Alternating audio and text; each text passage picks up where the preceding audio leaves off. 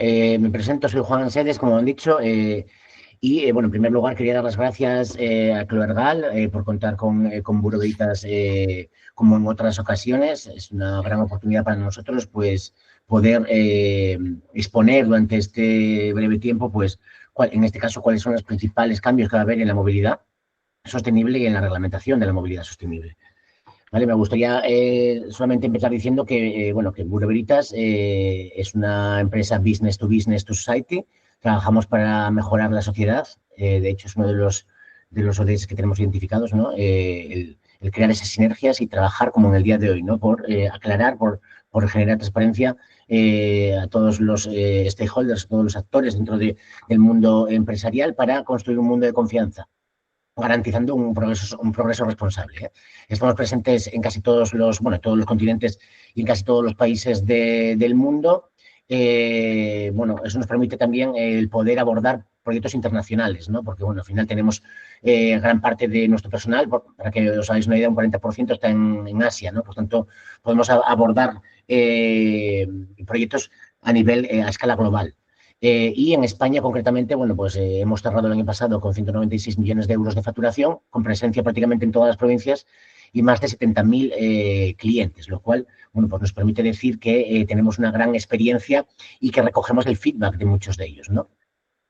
Ya entrando un poco en harina, sí que, bueno, la ley, ¿por qué una ley, no? ¿Por qué una ley ahora y por qué una ley de movilidad? Bueno, pues al final lo que se cree desde las instituciones europeas es que la movilidad es un derecho universal, o tiene que serlo, ¿no? Porque nos permite, de alguna manera, desplazarnos, ¿no?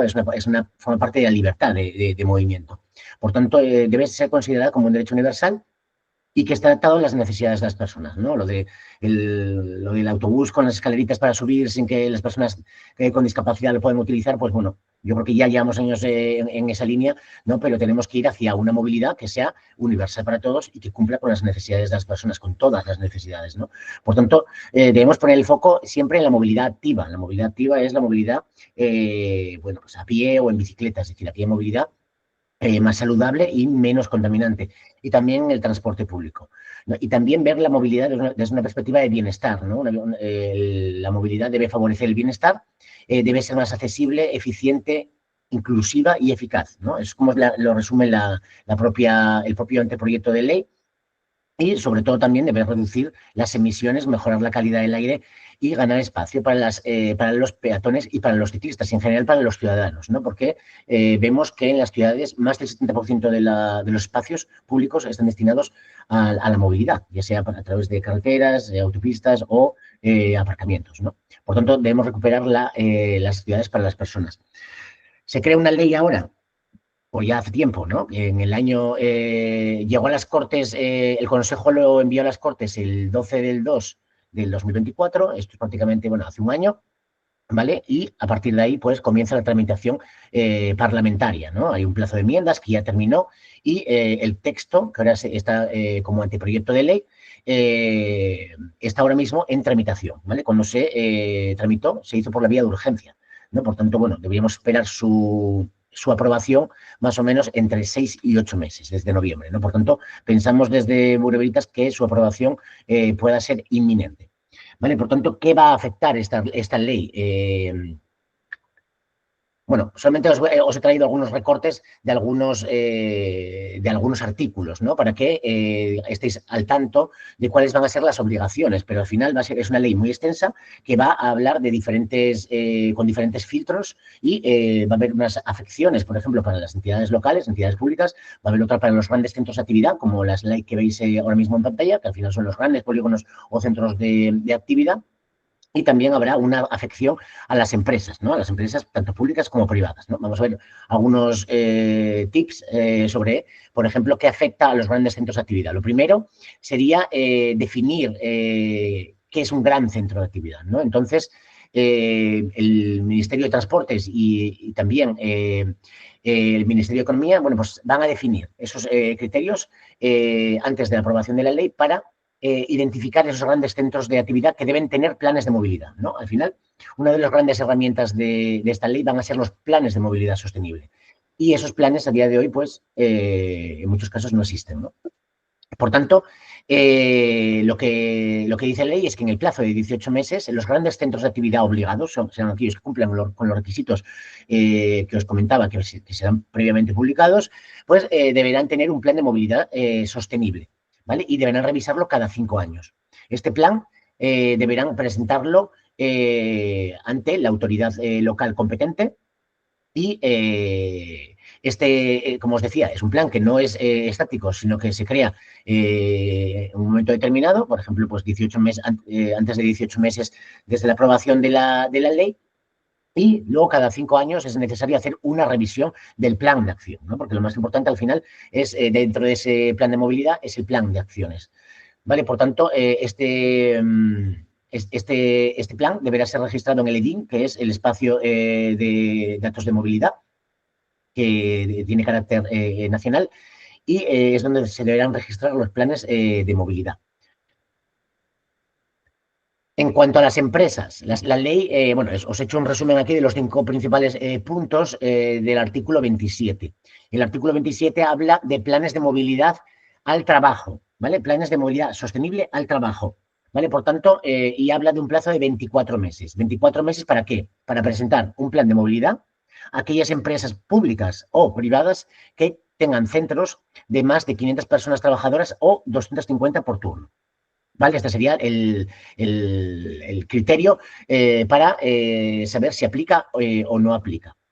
¿Vale? Por tanto, aquellas empresas que tengan más de 500 personas trabajadoras o en un solo turno más de 250 deberán hacer un plan de movilidad sostenible cuya primera revisión deberá ser a los dos años desde su aprobación, y a partir de ahí deberá hacerse una revisión pues cada 2 años de vigencia, ¿no? Es decir, bueno, pues, la primera a los 2 años y a partir de ahí cada 2 años. ¿Vale? Una de las cuestiones que más discusión ha generado es que estos planes de movilidad, siguiendo ya la estela de lo que fueron los planes de igualdad dentro de las empresas, tendrán que ser negociados con la representación de los trabajadores. ¿Vale? Por lo tanto, aunque los plazos parezcan amplios, desde Bureau Veritas lo que recomendamos es ponerse a trabajar desde ya.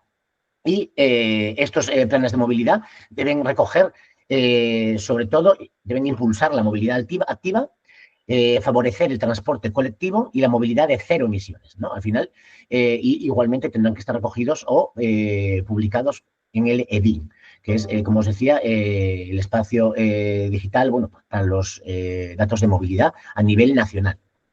¿Vale?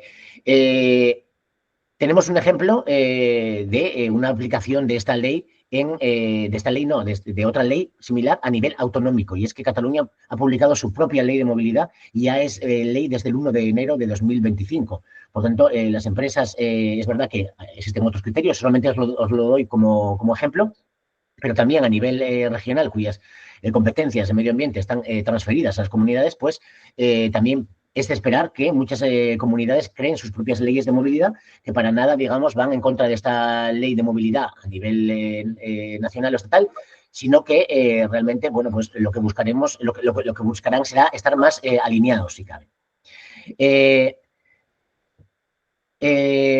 Por otro lado, como os decía, las empresas catalanas ya están trabajando en crear sus planes de movilidad, tienen creo que hasta agosto de 2025, y en ese sentido ya puede haber algunas empresas que tengan planes de movilidad. Es decir, no estoy seguro que en Galicia habrá empresas que hayan trabajado el plan de movilidad, bueno, porque es una cuestión importante. Y, por tanto, esas empresas que ya cuenten con planes de movilidad dispondrán de un plazo de 3 meses para comunicarlo a la autoridad competente, una vez que se apruebe la ley, ¿no? Por tanto, si ya tienen el plan, lo que tendrán que hacer es, bueno, si está actualizado, es presentarlo a la autoridad competente en el plazo de 3 meses. Los planes de movilidad serán públicos, ¿vale? Para las entidades públicas, y requerirán autorización previa para el resto de entidades obligadas. Es decir, que si yo quiero consultar el plan de movilidad de una empresa determinada, pues necesitaré una autorización en el caso de que sea una empresa privada, y en el caso de que sea una empresa pública, pues será de difusión pública. ¿Vale? Y también, bueno, pues los mecanismos de financiación de la movilidad a nivel nacional, bueno, van a estar vinculados, lógicamente, con el grado de avance o el cumplimiento de las directrices generales, es decir, nos va a favorecer con financiación estatal pues a empresas que no tengan aplicadas pues medidas dentro de sus planes de movilidad, ¿no? Por tanto, va a ser un baremo más o un termómetro más para medir la evolución de las acciones de movilidad en las empresas y, por tanto, va a ser un criterio a la hora de establecer mecanismos de financiación. Hay una parte importante dentro del anteproyecto del proyecto de ley, que es las empresas del transporte, las empresas que se dedican exclusivamente al transporte, ya sean empresas que sean públicas o privadas. Esas, en el plazo de un año, las empresas públicas o entidades públicas o privadas que presten o comercialicen un servicio del transporte para las personas o mercancías con origen o destino en el territorio español, y eso es muy importante. Bueno, hay una ley en Francia, bueno, esta es análoga, ¿no? Ya existía esa ley en Francia y había algunas empresas cuyo destino era Francia y tenían que calcular la huella, ¿no?, de carbono. Pues ahora esta ley, en el plazo de un año, va a obligar a las empresas que presten servicios de transporte, ya sean públicos o privados, tanto de personas como de mercancías, a calcular la huella del servicio, ¿vale? Y este cálculo deberá estar a disposición de los usuarios. Lo cual, digamos, cierra un poco el círculo, ¿no? Es en plan de, bueno, pues aquellas empresas que estén emitiendo huella debido a su actividad, pues la comunican, digamos, a sus usuarios.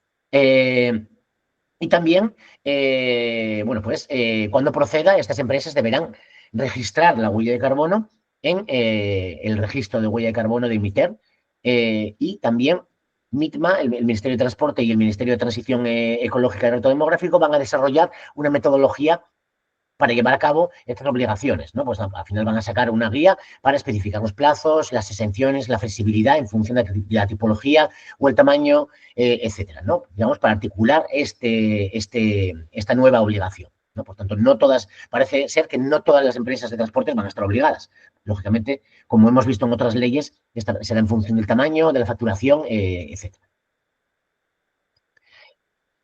Vale, y ya por último, bueno, pues al final hemos dado un feedback, ¿no?, de cuál va a ser o qué podemos esperar, ¿no?, de la ley de movilidad, que, como os decía, está próxima a aprobarse y una vez que se aprueba, bueno, pues van a aparecer obligaciones para los 18 meses grandes centros de actividad, 24 el resto de las empresas. Por tanto, como os decía, la recomendación desde Bureau Veritas es ponerse a trabajar ya en el plan de movilidad. Un plan de movilidad no es algo que hagamos de un día para otro. Es decir, aquí veis un poco las fases, ¿no? Es necesario realizar un diagnóstico de la movilidad actual, es necesario contar con la representación de los trabajadores, es necesario contar con los stakeholders, no solamente la representación de los trabajadores, que lo son, parte interesada, ¿no?, sino también, pues, parte interesadas de la cadena de valor, porque hay movimientos y transportes a través de proveedores, con clientes. Por tanto, es un tema que a priori no es complejo, pero sí que es necesario realizar un buen diagnóstico, ¿no? Un buen diagnóstico pasará por una encuesta para saber realmente, pues, cómo se produce ese transporte o ese movimiento de empleados a las instalaciones. Y esas encuestas pues también llevarán tiempo consolidar los resultados y, sobre todo, establecer un plan de acción que sea consensuado con la representación de los trabajadores y que nos permita, de alguna manera, monitorizar la efectividad del plan, que es, al fin y al cabo, lo que las autoridades nos están exigiendo, ¿no? Que tengamos un plan, lo primero, pero lo segundo es que ese plan sea efectivo, que sea integral para la empresa y que permita realizar una monitorización, ¿no? Por tanto, ese plan deberá ser revisado, como decíamos anteriormente, cada 2 años, ¿no? Desde nuestra experiencia, por los proyectos que estamos llevando a cabo ya desde hace un tiempo en España, hemos visto que, como os decía, es un tema que realmente pues, puede tomar meses, tranquilamente 4 o 5 meses, 6 meses, en función del tamaño de la empresa, realizar un buen plan de movilidad. Tienes que tener en cuenta que no solamente afectan las cuestiones internas de la fábrica o de la empresa, sino que también es necesario evaluar la movilidad exterior, ¿no?, las condiciones de movilidad en el entorno en el que está la empresa. Y que eso va a ser diferente, la idiosincrasia puede ser diferente de una empresa que esté pues, próxima a un núcleo urbano o otra que se encuentre próxima a una zona, a una reserva natural o una zona protegida desde el punto de vista natural o o próximo a un puerto. Por tanto, desde el punto de vista de las variantes que puede haber, pues son muchas y es necesario evaluarlas cuanto antes. Bueno, os dejo aquí mi contacto y si tenéis alguna pregunta, pues nada, estaré encantado de contestarla y bueno, pues espero que estos pequeños tips sobre la nueva ley os hayan sido útiles, al menos para encender la bombilla de que hay algo que va a venir y que podéis, bueno, lógicamente buscar el texto del anteproyecto que está disponible y bueno, pues cualquier cuestión la podéis hacer al final del webinar o también por email, que lo tenéis ahí y estaremos encantados de escucharos. Muchas gracias por vuestra atención.